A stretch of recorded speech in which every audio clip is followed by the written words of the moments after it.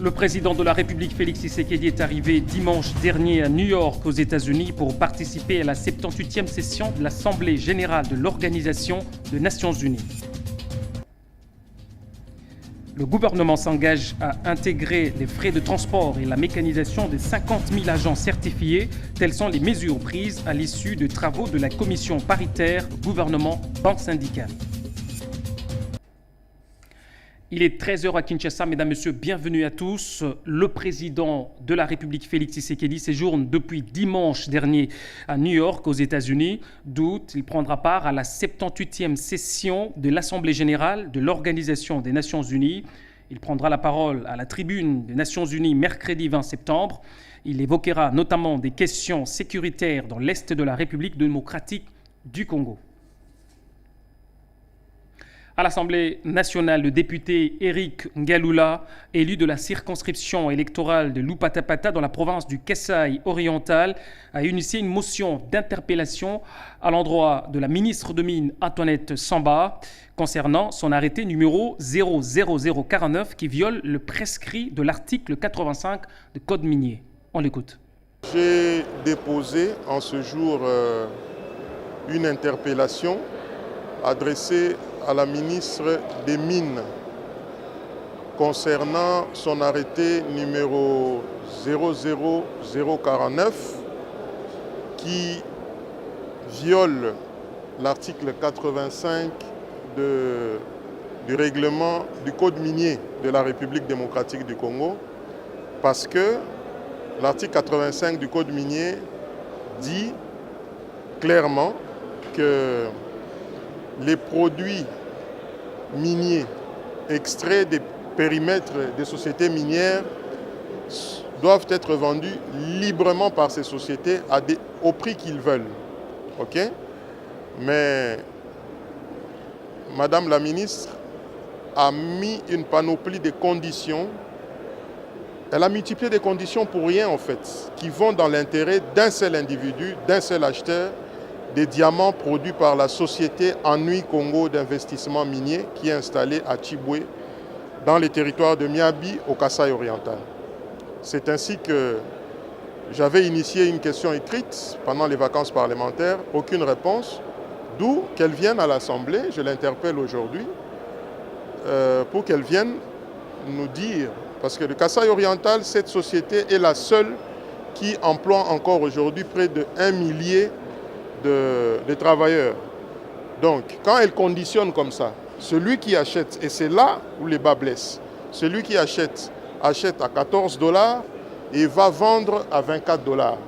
Le carat. Vous voyez le manque à gagner.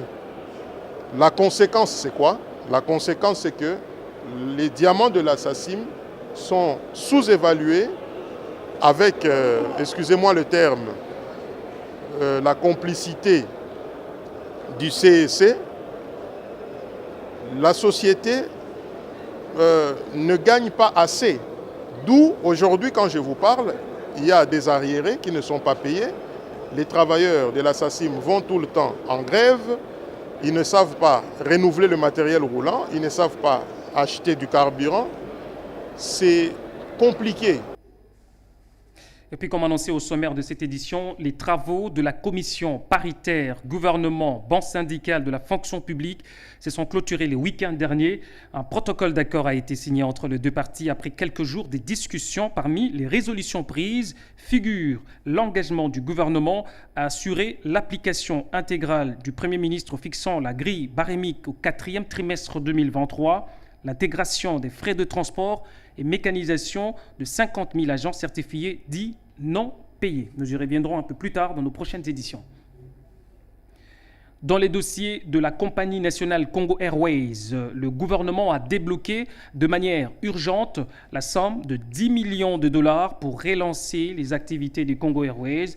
Le montant débloqué est une avance sur 14 millions de dollars qui requiert la compagnie, voulais-je dire, pour l'achat de 2 moteurs. Toujours dans le dossier Congo Airways, Godempoy, président de l'Assemblée provinciale, dans sa casquette d'économiste, appelle le Premier ministre Sama Lukonde à prendre à bras-le-corps cette situation en initiant un dialogue avec les opérateurs du secteur aérien pour pouvoir trouver une solution. On l'écoute sur ses propos recueillis par Divin Tissoka. Ça fait un mois que j'avais expliqué cela. Les drames chez nous, c'est que toutes les personnes qui exercent les fonctions officielles, ils croient qu'ils sont devenus les plus intelligents de la République. Donc ce sont des études qui ont été déjà menées. Un État qui a une superficie de 2 345 049 km², qui n'a que 2 compagnies aériennes, ne peut pas prendre un tel risque. Si on n'arrête pas cette façon de faire, je l'ai dit, dans 3 mois, il n'y aura plus de compagnies aériennes en République démocratique du Congo. Donc il faudra la piste pour que le gouvernement ne puisse pas perdre la face. Il faudra que le Premier ministre récupère la situation. On décrète un moratoire, c'est-à-dire on fonctionne comme par les passés, tout en étant regardant aussi dans la gestion de ces compagnies aériennes. On a un moratoire, on reprend le vrai dialogue au front qui va prendre en compte les réalités congolaises. Parce que lorsque les gens vous disent que en Europe, les billets pour partir à l'étranger coûtent moins cher, j'avais déjà expliqué ça. L'état de nos pistes ici augmente les charges d'exploitation pour les compagnies aériennes. Lorsque vous êtes en Éthiopie, pour changer les roues de vos avions, il faut attendre chaque trimestre. Mais en République démocratique du Congo, c'est à chaque mois qu'il faut le faire. Parce que nos pistes ne sont pas bonnes. Et pire encore, ils vont dire qu'on a défiscalisé le transport aérien, mais c'est ça encore la bourde. Lorsque vous défiscalisez les activités d'une société comme la RVA, vous exposez les voyageurs à l'insécurité.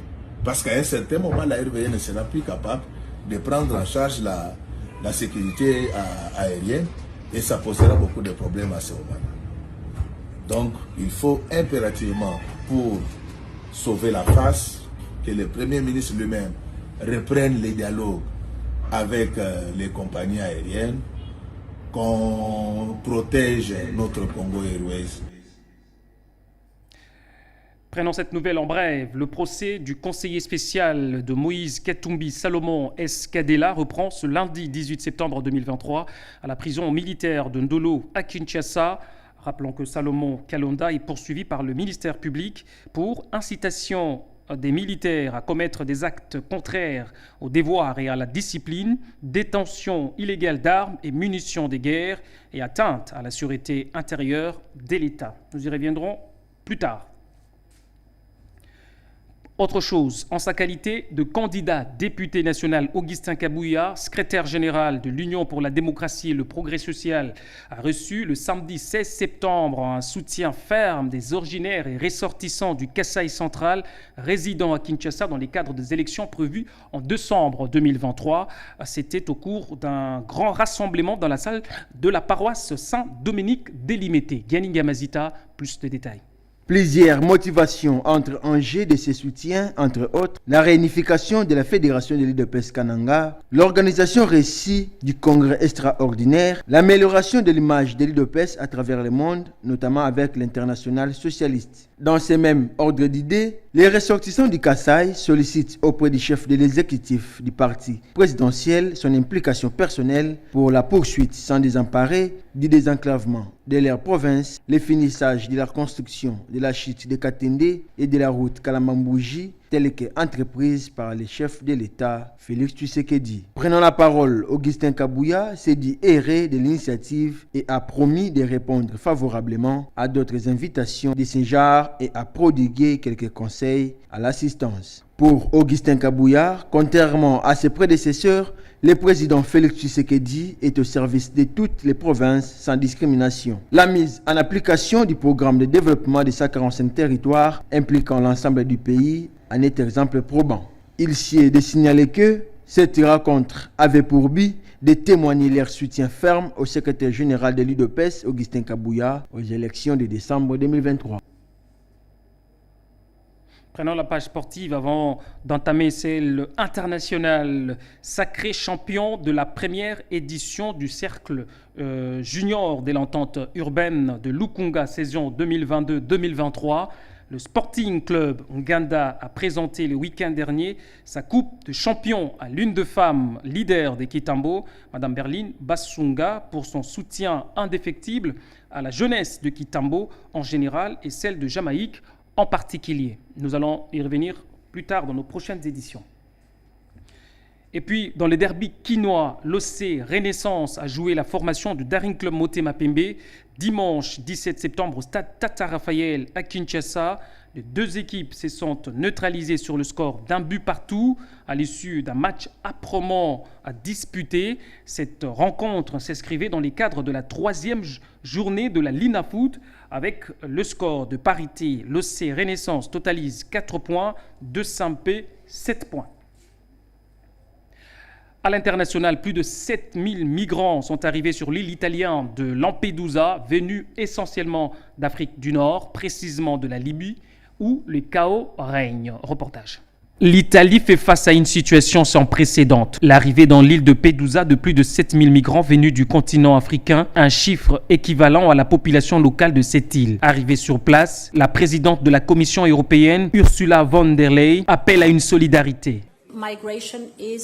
L'immigration est un défi européen. Elle nécessite une réponse et une solution européenne. Ce sont les actions concrètes qui changeront les choses sur le terrain.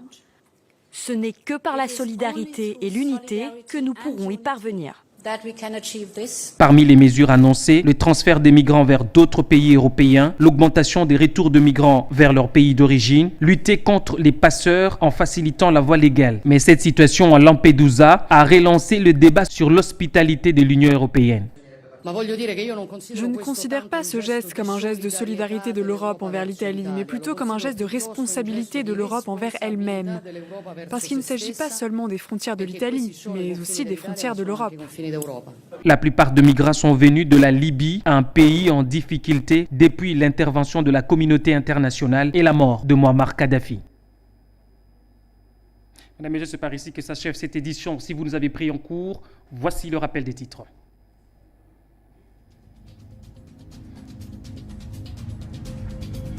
Le président de la République, Félix Tshisekedi, est arrivé dimanche dernier à New York, aux États-Unis, pour participer à la 78e session de l'Assemblée générale de l'Organisation des Nations unies. Le gouvernement s'engage à intégrer le frais de transport et la mécanisation de 50 000 agents certifiés. Telles sont les mesures prises à l'issue de travaux de la commission paritaire gouvernement-banque syndicale. Merci à vous de nous avoir suivis. Restez avec nous. L'actualité reste en continu sur votre canal. À très vite.